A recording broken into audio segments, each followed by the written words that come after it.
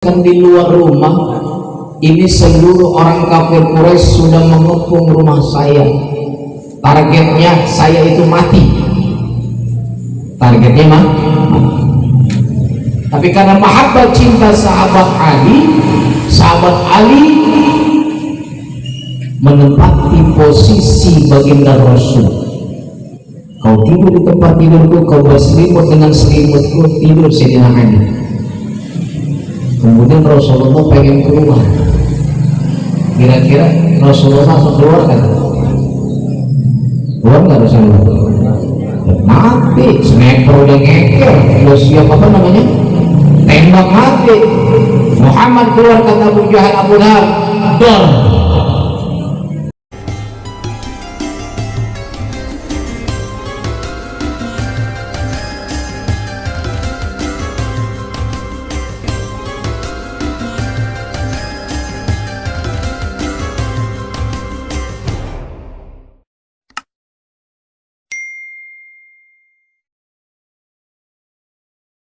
Kita ada di tahun baru ya.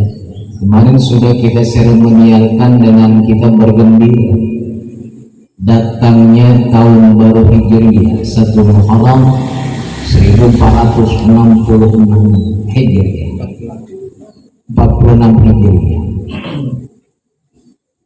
yang artinya semakin bertambah bilangan tahun berarti bertambah bilangan umur kita. Makin panjang makin pendek umur kita. Makin panjang makin pendek Pak Boy. Ya. Cuman bilangannya doang tambah. Dari 50 jadi 51. Dari 60 jadi 61 nambah. Cuman jatah hidupnya deket lagi. Makanya kita kudu paham hikmah daripada 1 Muharram, yakni kalau kita flashback 14 abad silam, sedikit saya cerita tentang hijrahnya baginda Nabi SAW, dan ada hikmah di balik hijrahnya Nabi Muhammad SAW, sehingga kita nggak sekedar girang-girang ketika masuknya 1 Muharram tahun baru. Kembali kepada sejarah dimulainya hijrah baginda Rasul SAW. Nabi itu berdakwah selama berapa tahun? 23 tahun. 13 di kota Mekah, 13 tahun, 10 tahun di kota Madinah.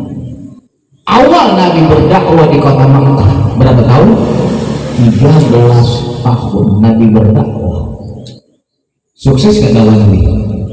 Enggak sukses. Pengikutnya enggak banyak, segitu-gitu aja. Bahkan di kota Mekah Nabi banyak ancaman-ancaman yang akan membinasakan, membunuh Rasulullah Sallallahu Alaihi Wasallam.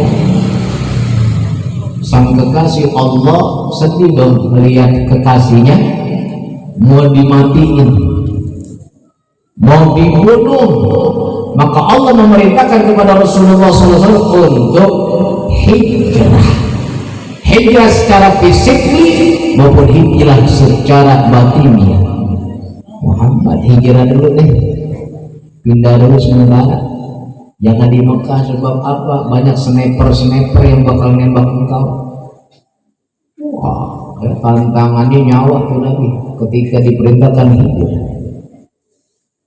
Maka Allah memberikan wahyu baginda Rasul, memerintahkan kepada sahabat untuk berhijrah. Sahabat hijrah. Tapi Nabi enggak berani keluar. Sebab apa? Perlu dicecer. Keluar rumah pasti itu sniper ada di atas pohon, ada di atas rumah, dibunuh orang ya. Mati targetnya orang kafir Quraisy. Ya, maka sahabatnya semua berhijrah, jalan dengan kompak. Dipanggil menantu beliau Sayyidina Ali karramallahu wajhahu. Ya Ali, sini, bisakah kau menggantikan posisi? Kenapa aku mau berhijrah, mau bareng-bareng dengan sahabat. Posisi bagaimana? Kan di luar rumah ini seluruh orang kafir Quraisy sudah mengepung rumah saya. Targetnya saya itu mati. Targetnya mah. Tapi karena mahabbah cinta sahabat Ali menempati posisi baginda Rasul. Kau tidur di tempat tidurku, kau berselimut dengan selimutku, tidur Sayyidina Ali. Kemudian Rasulullah pengen keluar. Kira-kira Rasulullah langsung keluar kan? Keluar nggak Rasulullah? Mati, sniper udah ngeker, udah siap apa namanya? Tembak mati. Muhammad keluar, kata Abu Jahal, Abu Lahab, dor. Ya. Jadi bukan tragedi KM 50 aja, anak Nabi udah diincar juga. Mati Nabi. Tapi Allah menurunkan ayat surat Yasin ayat yang ke-9. Abu baca. Atau sering baca Yasin. وَجَعَلْنَا مِنْ بَيْنِ أَيْدِيهِمْ سَدًّا وَمِنْ خَلْفِهِمْ سَدًّا فَأَغْشَيْنَاهُمْ فَهُمْ لَا يُبْصِرُونَ.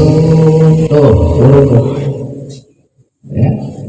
Kata Allah, وَجَعَلْنَا مِنْ بَيْنِ أَيْدِيهِمْ, Muhammad, kujadikan tembok-tembok penghalang di hadapan mata-mata orang-orang kafir Quraisy. Fa'aghshaynahum, kubutakan mereka seakan-akan kalau kamu keluar nggak ngelihat. Fahum la yubsirun, mereka kagak bakal ngelihat. Dan Nabi baca ayat itu 3 kali, keluar lolos. Ngintip dari jendela, Muhammad masih di tempat tidur, padahal itu Sayyidina. Jadi ini ayat boleh kita pakai. Ya, jadi seumpama ada yang lagi utang ke rumah kita, baca ayat.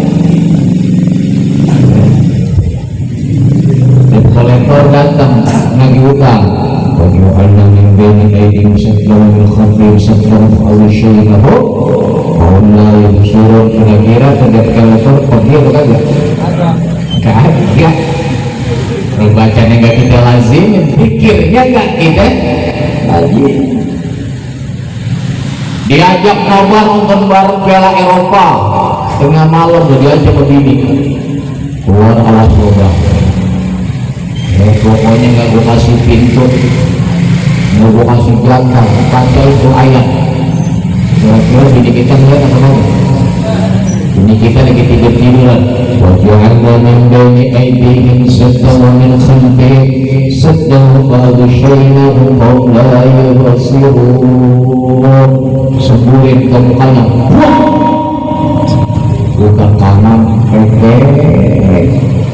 bini kita teriak, mana lu gua?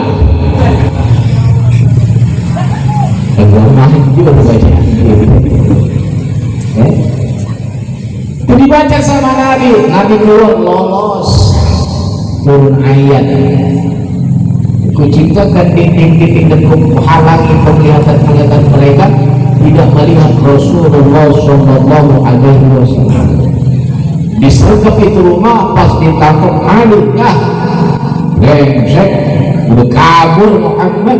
Ya Allah, hikmah apa yang kita ambil dari pelajaran hijrah? Masuki tahun yang baru ini, kita ada di awal waktu, kita ada di awal tahun. Lihat kejadian sejarah perjalanan hijrah Rasulullah. Rasulullah tawakalnya, berpasrah dirinya kepada Allah begitu tinggi. Zikirnya ma'khuduri, berzikir serta menghadirkan hatinya kepada Allah, berpasrah kepada Allah, sehingga Allah yang melindungi, Allah yang jagain kita. Tadi kita berdoa, wa nastaghfiruka wa nastaudiuka adyanana wa abdanana wa amwalana wa ahlana wa kulla syai'in a'taitana. Ya Allah, aku mohon perlindunganmu, aku mohon penjagaanmu, harta kami, keluarga kami, badan kami, apa saja yang kau karuniai, tawakal kita kepada Allah. Makanya kalau kita zikir, hadirkan hati. Yang pertama, pasrahkan diri kita kepada Allah. Ya, kita masuk tahun baru, ya Allah, saya bertawakal, saya berpasrah kepada Engkau. Allahus Samad, Allah tempat kita dengan hikmah. Yang pertama, peristiwa hijrah berarti kita disuruh untuk bertawakal dan mendekati diri kepada Allah Subhanahu. Kemudian berjalanlah Rasul Sallallahu Alaihi Wasallam. Sahabat ketika hijrah lewat timur, baginda Nabi lewat selatan. Sebab kenapa? Untuk menghindari kejaran-kejaran orang kafir. Penasaran orang kafir Quraisy, dikejar lagi. Baginda Rasul ditemani oleh sahabat tercintanya, mertua tercintanya, yakni sahabat Abu Bakar As-Siddiq. Kejar orang kafir Quraisy, ya Allah. Itu cuma jalan keliling Kalimalang, PWI Pinang Indah, ngeluh. Udah dikasih roti lagi, yang beli roti malah ngeluh, mahal kan roti 3,5 lah. Ya, kupingnya aja budak. Yang jual 3,5 disabat 1.500 katanya. Ya, subhanallah, perjuangan Nabi, perjalanan dikejar-kejar orang kafir Quraisy, bersembunyi di bukit yang tinggi namanya Jabal Tur. Alhamdulillah saya pernah sholat 2 rakaat, saya pernah masuk Jabal Tur. Goa di Arab kagak ada yang dalam kayak goa di Indonesia. Kalau goa di Indonesia kan dalam-dalam, goa kelihatan dari pintu, kelihatan.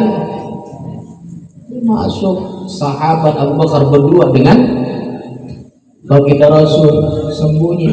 Secara akhirnya tidak mungkin, tapi karena awal sudah berpasrah kepada Allah, istirahat Nabi, lelah Nabi, tertidulah Nabi, berbantalkan pahanya Sayyidina Abu Bakar As-Siddiq.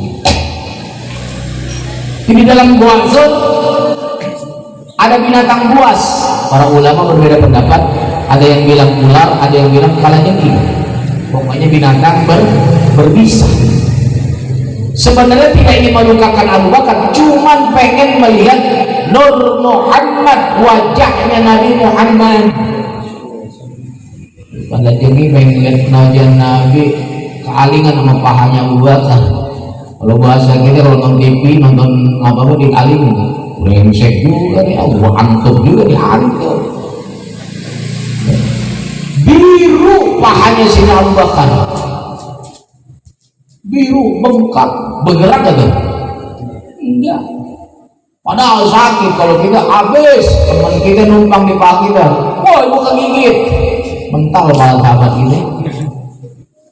Nabi gak ditahan, Nabi terbangun sebab apa? Air mata Sayyidina Abu Bakar jatuh saking sakit, udah membiru sekali. Jatuh air mata Sayyidina Abu Bakar di mata dia. Apa Bakri? Kenapa kau menangis ya Abu Bakar? Lihat sama Nabi, Masya Allah, diangkut binatang kalajengking. Apa hikmah yang dapat kita ambil pelajaran yang kedua daripada hijrah baginda Rasul Sallallahu Alaihi Wasallam? Menebarkan cinta dan sayang. Abu Bakar menebarkan cintanya kepada kekasihnya. Allah katakan dalam hadits qudsi, irhamu man fil ardi yarhamkumullahu man fis sama. Tebarkan cinta dan sayang kepada orang sekitarmu, maka insya Allah makhluk penduduk langit pun akan memberikan pertolongan cinta dan sayang. Ya, makanya hidup jangan pada berantem mulu, saudara berantem, mau tetangga ketegur sapa, sama jamaah selesai, sama teman habis semua dimusuhin. Mau besok mati mau jalan sendiri, yang hidup yang bakal nganterin kita, saudara kita yang hidup, teman kita yang hidup, keluarga kita yang hidup, tetangga kita yang hidup, yang bakal nganterin kita. Kalau kita baik sama beliau-beliau, kira-kira dia baik nggak sama kita? Nah, kalau galak gedek gitu. Ogah gua takziah, ogah gua nganterin, makanya lihat ulama-ulama kita meninggal, kurung batang nggak bisa jalan, orang nggak bisa jalan, kurung batangnya terbang, katanya bukannya terbang saking banyaknya manusia. Kalau kita yang gotong kurung batang sampai pegel-pegel kagak itu kerang. Bang Haji mau kurung batang nyewa kembali, bawa kayak gantian. Ya tuh. Ya. Untung sekarang ada Bang Ucup, tinggal telepon ambulan jadi kan digotong lagi. Ya subhanallah. Menebarkan kasih sayang Allah balas. Pintu gua yang begitu cetek, yang mungkin gampang dicarinya oleh orang kafir Quraisy, Allah utus binatang yang namanya gonggong. Apa? Bahasa orang itu gonggong. Ya, itu bahasa Bang Ujang kecil itu gonggong. Spiderman. Orang sekarang Spiderman. Ya, menebarkan sarangnya buat sarang bagus, dan burung merpati di depan pintu. Orang kafir Quraisy naik, timnya Abu Jahal, Abu Lahab. Nggak mungkin nih ada orang, sebab apa? Sarang gonggongnya masih bagus, merpatinya masih ada. Nggak mungkin ada orang menjamah. Kalau menjamah pasti rusak. Hikmah yang kedua, tebarkan kasih sayang. Jadi yang pertama pasrah kepada Allah di tahun baru ini.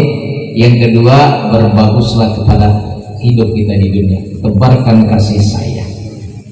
Singkat cerita, sampailah Rasulullah SAW di penghujung kota Yatsrib yang sekarang dikenal dengan Al-Madinah Al-Munawwarah. Disambut betul.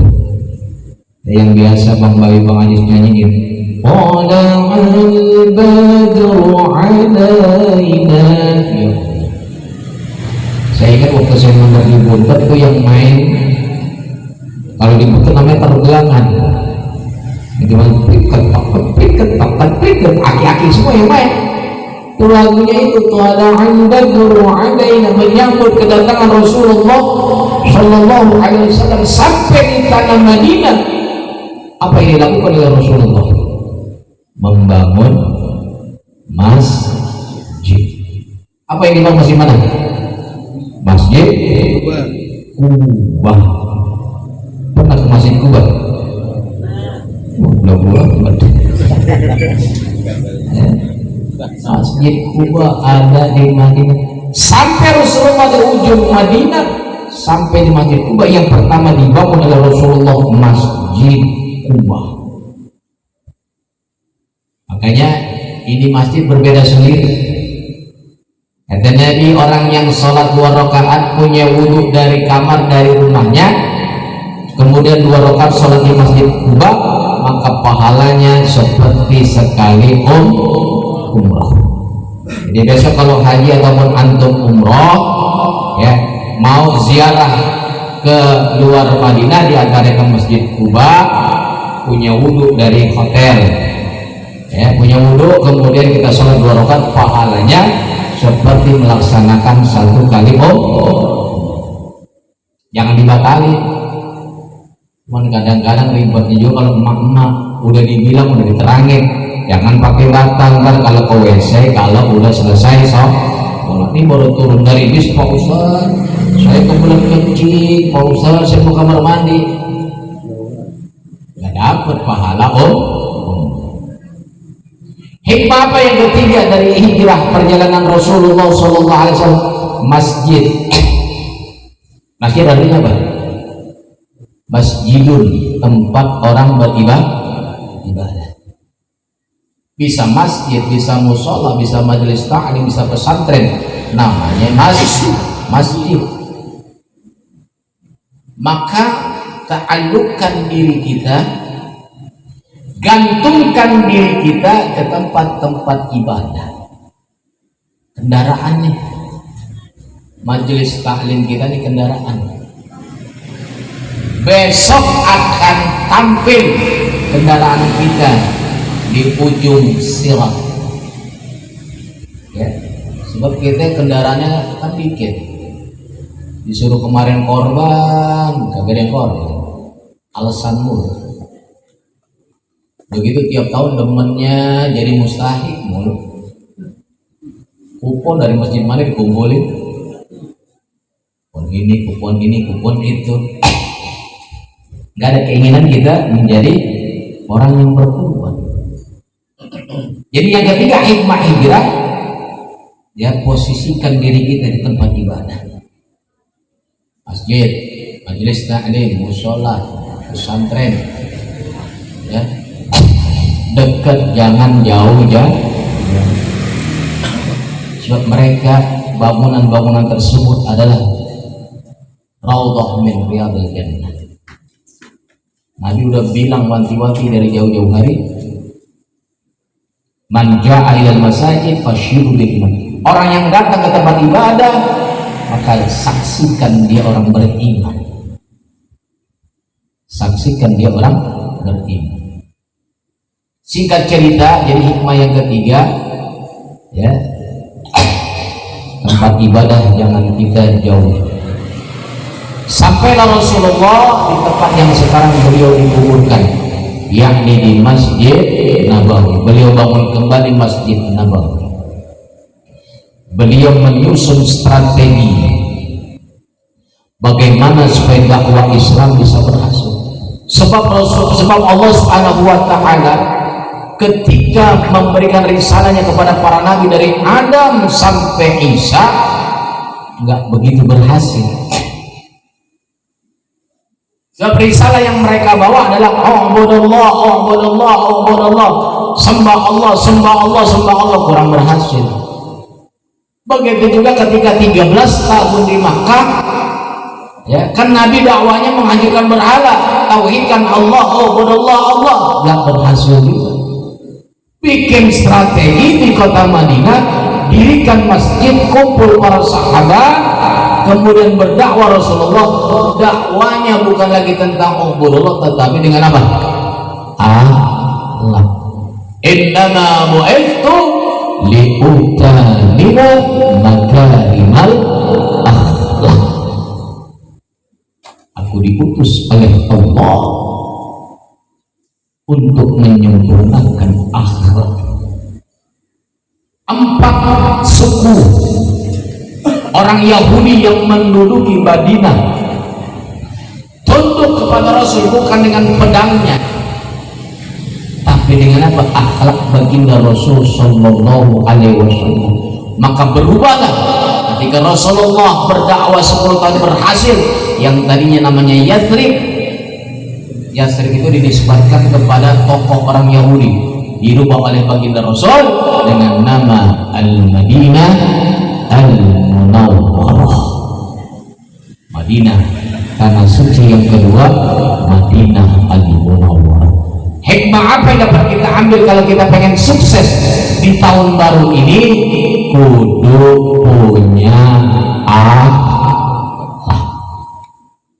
Kudu punya akhlak. Orang melihat kita, teman sama kita karena akhlak kita. Maka biar kita tahu cerita hijrahnya Nabi bukan sekedar cerita saja, tapi segala tapak tilasnya baginda Rasul mengandung makna, mengandung hikmah. Yang pertama, kita selalu bertawakal, ada konteksnya dengan bab yang kita bahas, yakni berzikir kepada Allah ma'huduri ma'allah, serta menghadirkan Allah di hati kita. Yang kedua, tebarkan kasih sayang, manfaat kita sama orang yang hidup. Khairun nas anfa'uhum lin nas, sebaik-baiknya manusia adalah orang yang bermanfaat untuk orang lain. Yang ketiga, gantungkan diri kita ke tempat-tempat ibadah, masjid, mushola, majelis ta'lim, pesantren, tempat kita bergantung. Yang terakhir, gunakan akhlak, jadikan kita orang yang berakhlakul karimah. Insya Allah sukses kita di tahun ini, di tahun yang baru ini ya. Semalam kita sudah seremonial gembira, tinggal mengisinya dengan hikmah. Bagaimana perjalanan baginda Nabi Sallallahu Alaihi Wasallam sehingga kita mendapatkan kesuksesan dunia wal akhirah.